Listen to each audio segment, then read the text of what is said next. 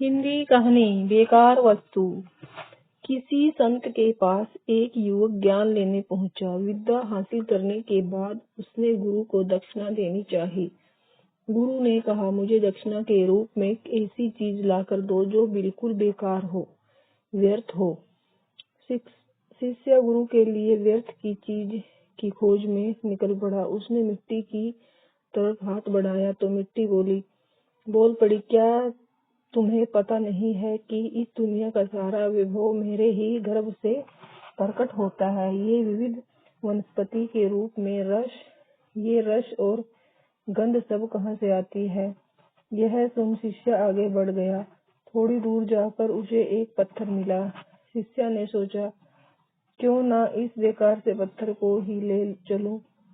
लेकिन उसे उठाने के लिए उसने जैसे ही हाथ आगे बढ़ाया, पत्थर से आवाज आई, तुम इतने ज्ञानी होकर भी मुझे बेकार मान रहे हो। जरा बताओ, आप अपने भवन किससे बनाते हो? तुम्हारे मंदिर में किसे गाड़कर देवी प्रतिमा स्थापित की जाती है? मेरे इतने उपयोग के बाद भी तुम मुझे व्यर्थ मान रहे हो। यह सुनकर शिष्य ने फिर अपना हाथ खींच लिया। अब वह सोचने लगा, जब मिट्टी और पत्थर तक इतने उपयोगी हैं तो फिर व्यर्थ क्या हो सकता है। तभी उसके मन से एक आवाज आई। उसने गौर से सुना। आवाज कह रही थी, सृष्टि की हर वस्तु अपने आप में उपयोगी है। वास्तव में व्यर्थ और तुच्छ तो वह है जो दूसरों को व्यर्थ और तुच्छ समझता है।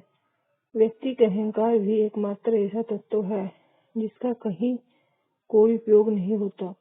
यह सुनकर शिष्य गुरु के पास जाकर बोला, गुरुवर, आपको अपना अहंकार गुरु दक्षिणा में देता हूँ।